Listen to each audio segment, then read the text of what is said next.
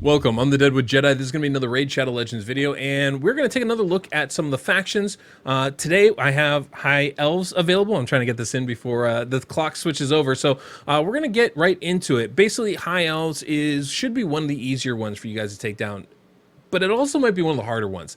The reason why, there's not a ton of epics in this faction, so you're rather limited as far as the options that are available to you, and that's actually kind of a problem. Now, there's a million legendaries in this faction, so chances are you probably have one of those that can really help boost this faction up. And as always, if you have legendaries, it's going to make your runs a lot easier, pretty much regardless of who they are. There's only a few that are completely worthless, so generally all the legendaries are going to be a bit of a boost for your team. But I want to look at this and obviously try it with just using rare champions and epic champions to make this work. And so we're going to take a look. We'll cover the bosses, all three of them, and then we're going to cover, the different champions that are available, which ones you can choose, which ones are going to be good for you, and, things to look for as far as how do you want to build your team. And then we'll go ahead and do a run and look at the champions afterwards. Real quick, though, before we get into that, I do just want to cover what are the things you're looking for when you're trying to take down faction wars. The big hard part are the waves, right? The bosses are specific, and so you can deal with that. But generally, it's the waves that are going to, as you're going up the different stages that you need to look out for. And there's a couple ways that you're going to want to focus on things when you're building them. Specifically, you're going to want to focus on having some CC in your team. Now, that doesn't just mean putting provoke on the enemy, though. That's a really good one, right? You could also use, stun sets on champions, especially if they have AoE skills. Highly recommend that. I'll have one on my Battle Sage, for example, who does AoE on our A1 ability. You're also going to want to focus, other possibilities for that are obviously, we got stun, provoke. There's freeze is always a solid, but maybe not most optimal option. But you can also do it with speed, with a champion that has a lot of turn meter control. So like if you have a legendary like Lysandra, that can be a really good option as far as a way to control the enemy. And because control all comes down to limiting their turns and maximizing yours, right? So as long as you can bring some kind of control, whether that's through turn meter or debuffs, you're going to want to bring that in at least on one of your champions, even if it's just, a very sporadic kind of thing. The other part that's really important, obviously, is surviving, right? So you need to bring in some kind of healing as well as some kind of protection, and that can be increased defense, which I definitely recommend, or it can be ally protection, or both. Those are always really good ways to help keep the whole team alive. And then, of course, you need some kind of decreased defense. You just need decreased defense because you need to be able to deal damage, and that's going to be the fastest way to take down the enemies. And that's what they say. The best defense is good offense. That's what we're trying to do here, right? And of course, after that, you're going to need to bring some damage dealing in as well. Now, if you're really struggling, revivers are vital. They can really be helpful if you're really struggling to fill out your team or bring quality champions or build them to a level where they can survive. Bringing in a reviver can be massive as far as keeping your team, giving you the full 5 champions so you can get all 3 stars when you're doing this. That can be huge. So those are kind of the things that you're going to want to look for as you're going through this. But why don't we first take a quick look at the champions in this faction so we get an idea of who we might want to use as we go through it. I really appreciate you coming by to watch this video, and if you enjoy it, don't forget to hit that subscribe button down below, the notification bell so you don't miss the next one. And of course, if you enjoyed today's music, we have that Soundstripe link down below in the pinned comment description of this video, along with my code Deadwood Jedi to save yourself 15%. And of course, if you're looking for account work, you can find that on my website, deadwoodjedi.com. All right, as you can see, we're in the High Elves. You can see there's a lot of legendaries, and all of them are generally really good and going to be helpful for you. But if we look at the epics, there's hardly any. There's only 10 of them, right? So we need to, try and utilize them as best we can. Royal Guard's obviously going to be amazing. Tayrel is somebody I definitely recommend with an AoE decreased defense, a decreased attack on the A1 skill, and an A3 that hits really hard, can stun enemies, and does turn meter control. Tayrel is going to be really ideal for bringing in for a lot of you out there. Thanassel is somebody where if you're really struggling with staying alive, this could be somebody to bring in. He does have an increased defense and a heal that are pretty massive, so that's a champion that I would say is worth keeping in your back pocket. Not somebody I would build up first, but like if you're really struggling at the very end of this faction, you need somebody else. This is somebody I would, think about leveling up to bring in. It might even be good only at 5 stars. You might not have to fully 6-star him to get the full effect of what he can do for you. Vergis is 100% somebody I would use. The ally protection ability is massive. He can solo so much of this game. He's definitely a champion I would be building up for this. Battle Sage is another excellent one for Faction Wars, especially for Faction Wars. AoE on the A1 ability has a full cleanse skill and can deal solid damage and bring some nice buffs for your team. Definitely somebody I would recommend. And really, the only other one I might really consider, I think there's a consideration for Jingle Hunter. The only reason why I say Jingle Hunter is he does have decrease. He has some turn meter control stuff on here, which is nice. He does have a single target freeze, which is okay, I guess, right? If he kills somebody, it's a freeze. It's not a single target freeze. Single target attack that can freeze. Not really my favorite. Decreased speed on the A1. He's not somebody I would really want to use for this, but it may be in a worst case scenario that somebody could use. I think Andrissia definitely has a place, right? Has a decreased duration of enemy buffs, which is nice. Increased duration of increased defense on your allies. Has a stun on a single target, which is pretty solid, right? Decreased crit damage. A solid passive ability for sure with the ally protection happening automatically and the strength and increased defense buff. And Drissi, I think, could be very valuable. So those are kind of the epics I would be looking at. But the good thing about this faction is it has some really nice rare champions. Apothecary, amazing champion. Great for healing, great for turn meter control, speeds your team up. Elhain, obviously, is a starter champion, can deal really good damage, so that could be an option. Eris is pretty low base stat, so I probably wouldn't recommend her, but she does have cleanse, she does have increased speed. That is something to consider. But more importantly, the one champion I definitely recommend is Reliquary Tender. Absolutely insanely good for a rare champion. Has a revive, which you notice we did not have in the epics. Also has a heal, has an AoE cleanse ability. 100% Reliquary Tender is somebody I would look to bring in. But yeah, so those are some options of champions. There's obviously some others, right? Luthea, there's some potential here, right, with an AoE freeze kind of thing, some decreased speed stuff. I definitely could see her being valuable for Faction Wars and being a help as far as getting through it. But she's going to be pretty low base stats, so it's going to be hard to keep her alive. She's kind of a damage dealing type champion, but definitely somebody you can consider. But there's just not a ton of options here. So that's going to be the struggle really with this faction, is there's not a lot of options as far as champions to bring in. As far as AoE decreased defense, you're really stuck with Tyrell, who's phenomenal, but he's kind of your only option when it comes to that. One ally protection champion. There's not a ton of options with this faction, unfortunately. But thankfully, the ones that are here are generally pretty good. All right, let's look at the bosses that we're going to have to face for this faction. Stage 7, the Mirror. This was always a really tough one, but on Stage 7, thankfully, it's not going to be that hard because Stage 7 boss is pretty low level. So you can generally just beat him down. It doesn't take a lot to kill him. Just bring a lot of damage and get through the waves, right? You got Fickle Courage right here. The place is a fear. And we have this Mirror Universe, which steals our buffs, puts his debuffs on us. That can actually be really problematic. So if you're really struggling with this, time your skills out. So you put your buffs on and you put the debuffs on, all of that after the skill is used. Just time out the duration of those skills, right, with the amount of turns that the boss has left. If you do that, then all your buffs should fall off, all your debuffs should fall off when he tries to do this mirror image and, throw these things back at each other. The other one is Meddle with Fate, where he exchanges HP levels. Now, obviously, this is just a sucky skill. It's just annoying, right, having to deal with that when he heals up full by stealing your team's your team's HP.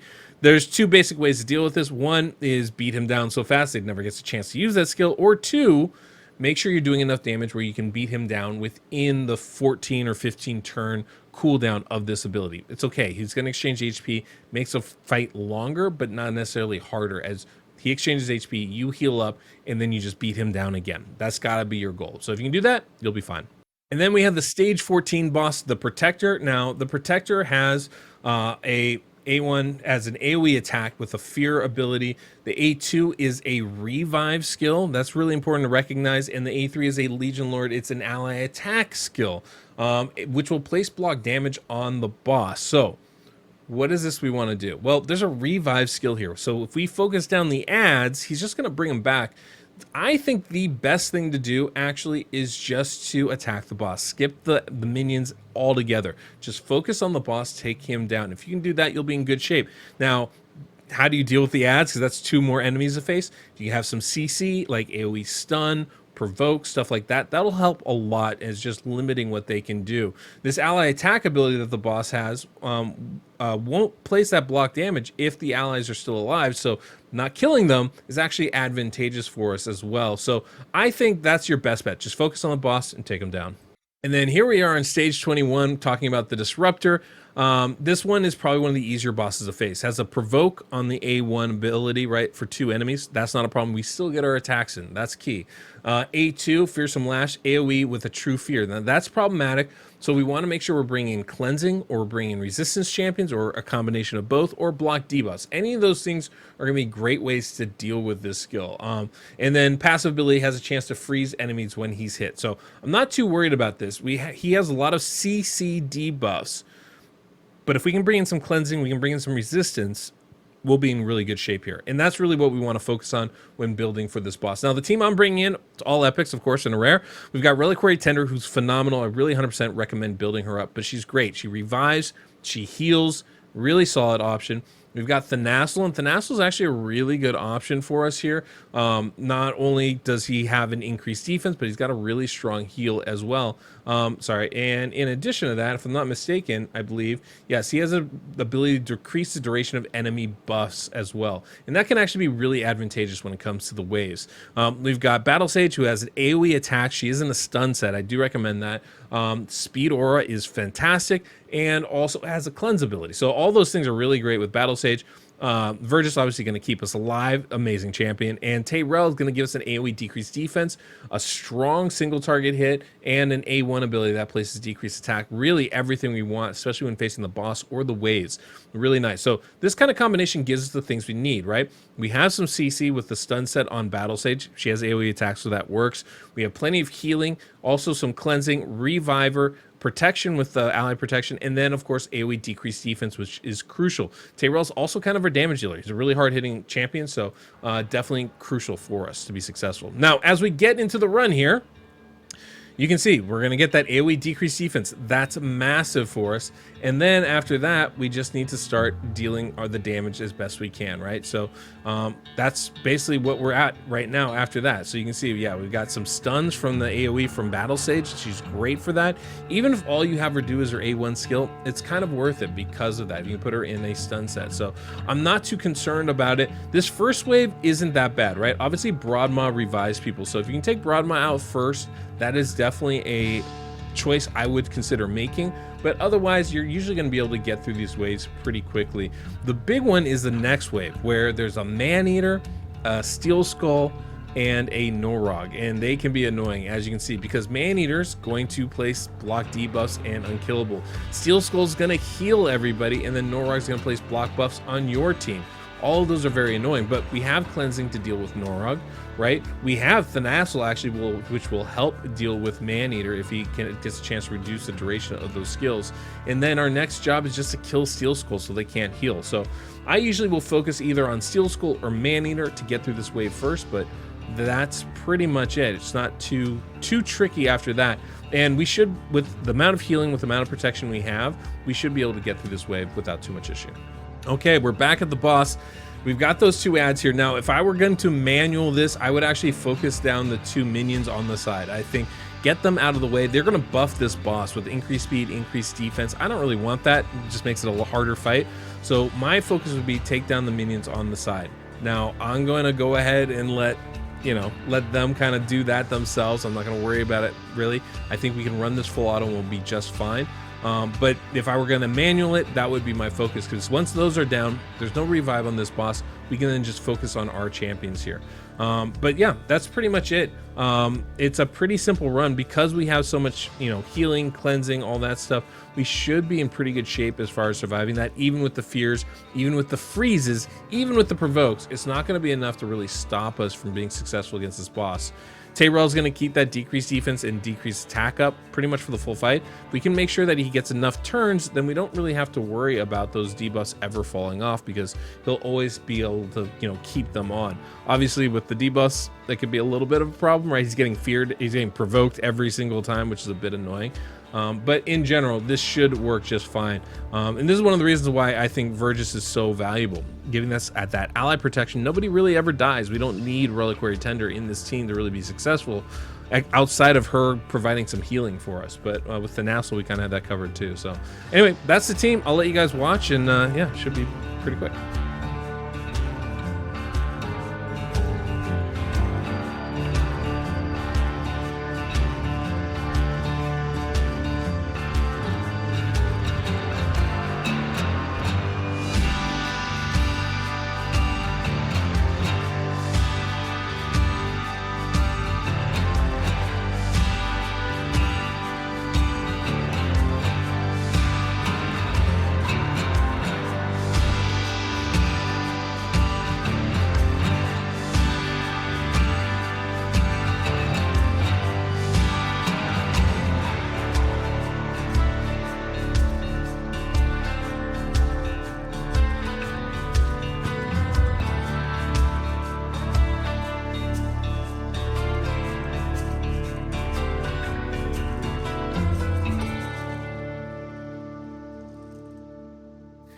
Well, unfortunately, the day switched over, so this faction died. So I can't show you the final results, but you can see it took us 5 minutes to kill the boss. It wasn't super hard. We were able to get through it, and it all comes down to the healing that we were able to get from Reliquary Tender, the cleansing from Battle Sage from Reliquary Tender, the healing from Thanassel. All that stuff really worked out well. It's not a high damage dealing team that I put together here, right? But you know, Tyrell did a really good job with that. I could use so many other champions in this. It should be pretty easy to do. So these are not the only ones. This is actually kind of like the bare bones version of this. But there's so many options with this faction. This one shouldn't be too difficult for many of you to take down. Okay, let's take a moment and look at the champions I used for this. You'll notice I have Tyrell here in a Provoke set. Why do I have Tyrell in a Provoke set? To get more CC in our team. There's not a lot of natural, there aren't any really natural CC champions in this faction outside of like Luthea. So bringing in somebody that can do that, like Tyrell, putting him in the set that can help, it can be really valuable here, right? And I think that's absolutely the way to go. You can see the stats we have, 206 speed, right? Again, making him fast is helpful. You can see the crit damage I have very high. I want him to deal damage, and he can hit really, really hard. Solid accuracy at 225, good survivability stats. He's a defensive-based champion, which is always advantageous as well because his damage goes up as we build him better for that, right? As far as masteries go, you can see going down the support tree and the offensive tree here. Again, basically just to make sure that his debuffs land. It's not really essential. You could go down the defensive tree with him, and I think you'd be just fine. We also have Battle Sage here, again, in a CC set. I have her in a stun set, and the reason why, her A1 is an AoE attack. You'll also notice I have a bunch of counterattack pieces on her. Again, AoE attack on the A1, gotta love it. So the more attacks I can get her, the more A1 attacks especially, the better off we're gonna be because we're gonna be able to CC the enemy, and that's gonna be vital for us. As far as her stats go, I have her kind of slow, honestly. I'm much rather having my champions over 200 speed, but 186 is fine. You notice it wasn't an issue for the run. We got solid crit damage, crit rate. She can deal pretty good damage and has an AoE ability. That's always nice just to beat down all the enemies a little bit, but she's not a crazy damage dealer, so you don't need to build damage on her. I don't think that's an essential thing when talking about her kit. As far as her masteries go, we went down the offensive tree and the defensive tree here.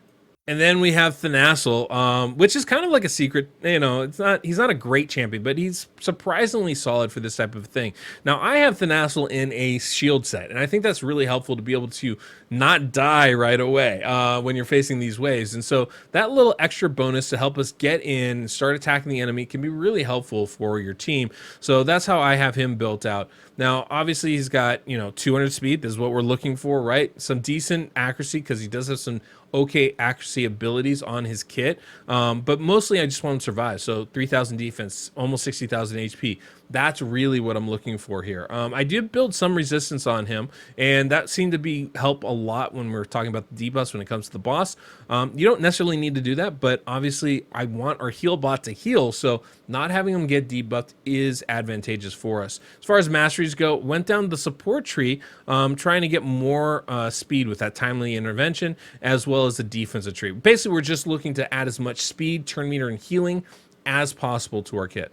And then we have Vergis. Now, my Vergis is built kind of for Hydra, so this is probably one of my higher end builds here, and I absolutely love him. He's just an insanely good champion. You can see I've got resistance sets and immortal gear. He's got very high resistance, again, for Hydra primarily. We don't need any accuracy because it didn't land any debuffs, but 224 speed, obviously, is very fast. But if I can have my protector very fast, that's going to be great for my team. It's going to make sure that we all stay alive, have ally protection up for the full fight, and that's really, really helpful. As far as his masteries go, again, going down the defensive tree and the offensive tree, it doesn't really matter. We just really want him to survive. That's the big thing with him. I could have gone all the way down the defensive tree to add more resistance or whatever I wanted to, but I felt like this was going to be fine. I was able to put the deep resistance on him anyway. And then, of course, we got Reliquary Tender, who I have in all immortal gear here. Obviously, my Reviver, she cannot die, so making sure that she survives is crucial. Again, why the immortal gear I have on her. As far as her stats go, high HP, high defense, because I just want her to survive. I don't care about the accuracy.